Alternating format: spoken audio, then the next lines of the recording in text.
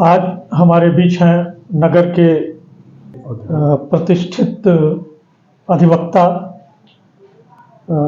श्री जयसूर्य भट्ट जी। आज के कार्यक्रम में हम आपका हार्दिक स्वागत और अभिनंदन करते हैं। धन्यवाद। एक कहानी है 1938 की कि नेता सुभाष चंद्र बोस जी गाजीपुर आए थे, और जहाँ तक मुझे पता है कि जब वो आए थे गाजीपुर तो आपके यहाँ ही ठहरे थे। क्या कहानी है, कुछ बताएं इसके बारे में। पहले तो सबसे पहले आपको धन्यवाद ज्ञापित करना चाहूँगा कि इस संदर्भ में पहली बार किसी पत्रकार बंधु ने या इस तरह की चर्चा सामाजिक रूप से करने का प्रयत्न किया। अन्यथा सुभाष बाबू अब हमारी समझ से लोप मात्र होते चले जा रहे हैं। सन 1940 या 38, थोड़ा सा इसमें बताने में दिक्कत है जी कि किस सन में वो आए थे, लेकिन सन 40 में ही पापा बताते थे मेरे, स्वर्गीय पंडित रामकृष्ण भट्ट जी। मूलतः हम लोग महाराष्ट्रियन परिवार है और 8वीं पीढ़ी मेरी गाजीपुर में है। देश की आज़ादी के लिए जो प्रयत्न उस समय लोगों से हो सकता था उसमें सब लोग सहयोग करते थे। उसमें मेरे परिवार ने भी सहयोग करने का एक छोटा सा प्रयत्न किया। सन 40 में सुभाष बाबू गाजीपुर आए थे और टाउन हॉल के मैदान में उनका संबोधन होना था। वो सुबह 10 बजे मेरे परसपुरा स्थित आवास भट्ट निवास पर आ गए थे और पूरा दिन उन्होंने मेरे घर पे व्यतीत किया। और जो दक्षिण भारतीय भोजन होता है, पुरन की पोई और सादा खाना, वह सब उनको बना करके दिया गया, जिससे वो काफ़ी प्रभावित हुए। और उन्होंने कहा कि इस आज़ादी की लड़ाई में इधर उधर भटकते हुए बहुत दिन बाद मुझे ऐसा प्रतीत होता है कि हम अपने घर में बैठ के खाना खा रहे हैं। पिताजी चूँकि आज़ादी की लड़ाई में उन्होंने काफ़ी बढ़ चढ़ के योगदान किया था।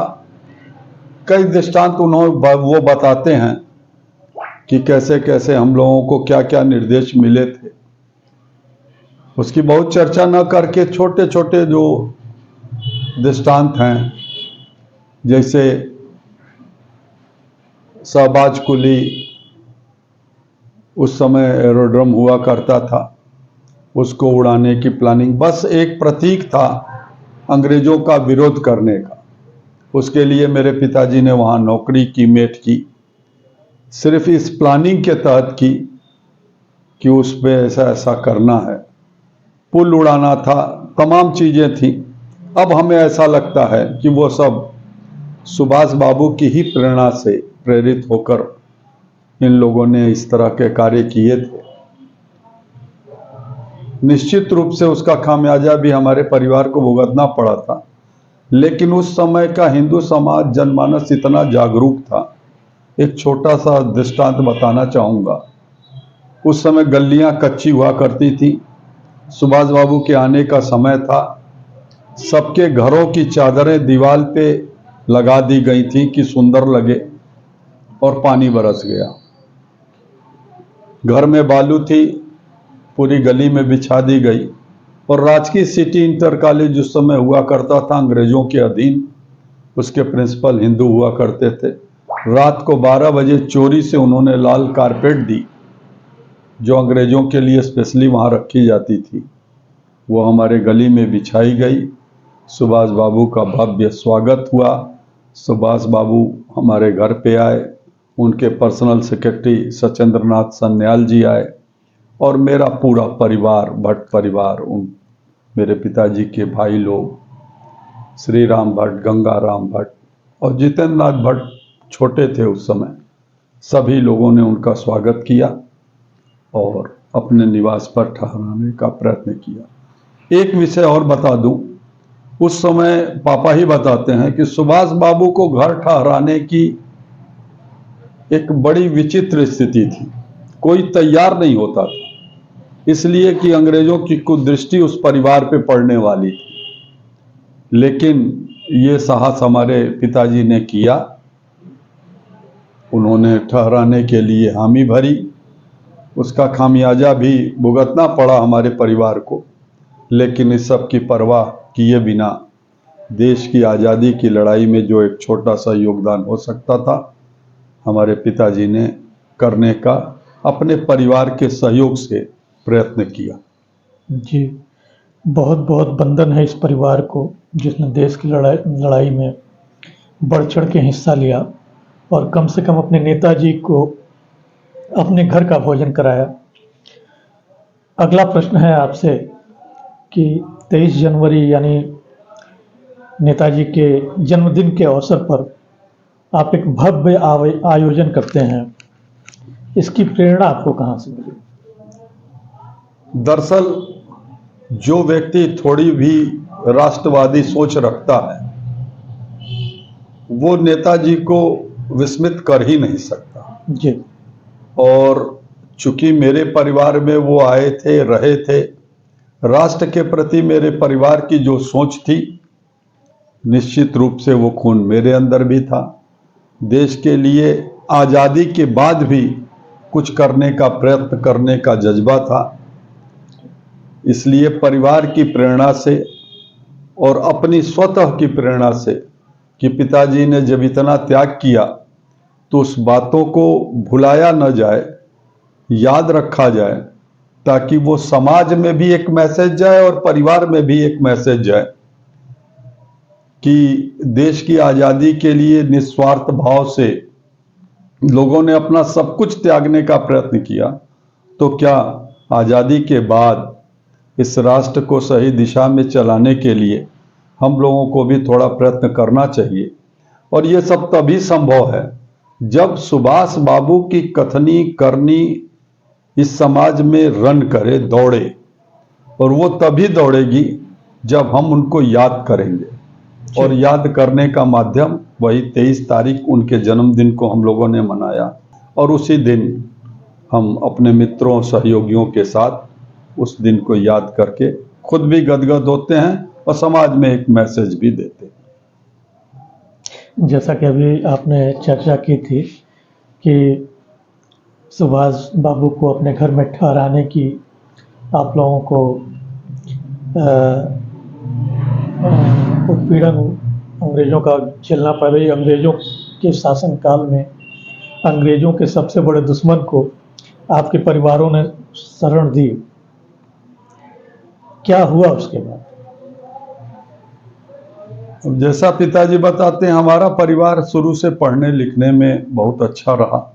जी, पिताजी के भाइयों को उस समय आर्मी में कमीशन प्राप्त हुआ, लेकिन सुभाष बाबू को अपने घर ठहराने की वजह से उनको उस विषय से हटा दिया गया। यानी कि उनके ऊपर एक आरोप लगाया गया कि ये देशभक्त परिवार है और सुभाष बाबू के साथ था। इसका खामियाजा हमारे परिवार को ये भुगतना पड़ा कि उनको मिली मिलाई नौकरी छूट गई। यद्यपि बाद में उन लोगों ने फिर बड़े बड़े पदों पे अपने को सुशोभित किया आज़ादी के बाद, लेकिन उस समय बहुत कुछ झेलना पड़ा। जैसा कि देश स्वतंत्रता संग्राम सेनानी पब्बर राम जी पापा को बहुत मानते थे। एक बार उन्होंने ही चर्चा की थी कि आपके पिताजी और चाचा जी के अंगूठे का नाखून उखाड़ लिया गया था कोतवाली में। हो सकता है किसी घटना या किसी सिलसिले में देश की आज़ादी के लिए उनको गिरफ्तार किया गया हो, और उसी से प्रेरित होकर उन्होंने भी देश की आज़ादी के लिए कुछ करने का प्रयत्न किया था। तो बहुत समस्याएं आई, लेकिन बहुत सी बातें पिताजी ने सामने नहीं आने दी क्योंकि वो विचलित करने वाली थी। लेकिन जितना बात उन्होंने बताया वो लगता है कि नहीं, हमारे परिवार ने निश्चित रूप से कुछ करने का प्रयत्न किया था। देश की आज़ादी का 76वां गणतंत्र दिवस हम मनाने जा रहे हैं। इस अवसर पर देश के नौजवानों को क्या संदेश देना चाहेंगे? देखिए, ये आज़ादी बहुत आराम से तो नहीं मिली है, ये सर्वविदित है। किसी ने कोई नारा दिया, किसी ने कोई नारा दिया, लेकिन नेताजी ने नारा दिया, तुम मुझे खून दो, हम तुम्हें आज़ादी देंगे। जी। तो निश्चित रूप से उन्होंने ये नहीं कहा कि आप कत्लेआम करिए। उन्होंने आज़ाद हिंद फौज बनाई, देश के लिए लड़ने का जज्बा पैदा किया, देश के लिए अनुशासन में रहने का जज्बा पैदा किया। और शायद आज के इस पवित्र दिन पे, जब 23 तारीख को हम लोग जयंती मनाते हैं, तो हम देश और समाज में, अपने परिवार में, अपने बच्चों को, सबको यही प्रेरणा देना चाहते हैं कि राष्ट्र सर्वोपरि है, जी। सर्वोत्तम है। अगर आप अपने घर में भगवान का चित्र लगाते हैं और रोज सुबह प्रणाम करते हैं, तो मेरा निवेदन है इस राष्ट्र के तमाम नौजवानों से कि उसके बगल में एक भारत माता का भी चित्र लगाइए और उनका भी पूजन वंदन करिए। जब आप उनके सामने नतमस्तक होंगे, तो आपको खुद इस राष्ट्र को क्या देना है या इस राष्ट्र के लिए क्या करना है, ये प्रेरणा मिल जाएगी। जैसे हम मानते हैं कि हम भगवान के सामने दीप प्रज्वलित करते हैं तो हमें आत्मबल मिलता है, उसी तरह भारत माता के सामने भी हम दीप प्रज्वलित कराएंगे तो राष्ट्रपति के प्रति कुछ करने का जज्बा पैदा होगा। इसलिए इस भारत माता को नमन करते हुए हम निवेदन करेंगे कि इस राष्ट्र के लिए कुछ करने का प्रयत्न हर नौजवान को करना चाहिए, तभी यह राष्ट्र अपने वैभवपूर्ण गौरवशाली इतिहास को दोहरा पाएगा। आप इस कार्यक्रम में आए और देश के नौजवानों को आपने संबोधित किया, और हम इस चीज़ को जानकर और सुनकर गदगद हैं कि नेताजी आपके यहाँ आए थे और आपके परिवार ने इतना बढ़ चढ़ के देश की आज़ादी में नेताजी के साथ उनका साथ दिया। आपका बहुत बहुत आभार। धन्यवाद। धन्यवाद। जय हिंद। जय हिंद।